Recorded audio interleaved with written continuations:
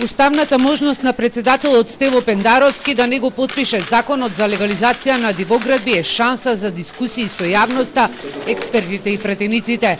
Министерот за транспорт и врски Благој Бочварски, кој го наследи законот и сега мора да го брани, призна дека не е идеален. Во него има слабости, но смета од во него има и добри страни, кои ќе помогнат на граѓаните. Бројката од 50.000 куќи и станови изградени на диво е според евиденцијата на поголемите општини.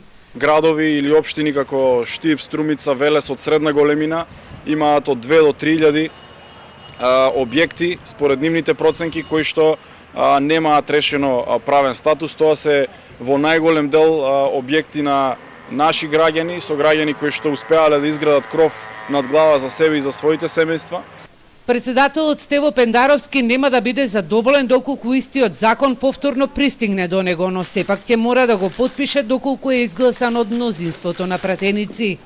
Уставот е апсолутно јасен. Немам намера да не го прочитам уставот, да изигрувам некаква представител кој има така наречено джебно вето, па да не се произнесувам. Ако тој закон биде изгласан со потребното мнозинство повтор пат, се разбира дека истиот ден ќе го потпише.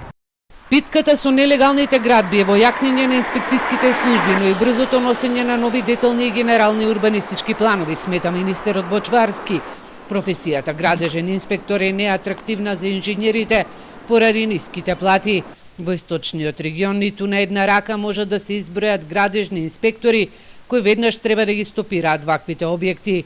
Урбанистичкиот хаос во Штип може да се види во 4 населби, каде што на едно место има мали куќарки, но и куќи на 3 ката. Нестандардни улици по кои може да помине само запрежна кола како во 19 век, но не и да се разминат 2 автомобили во 21 век.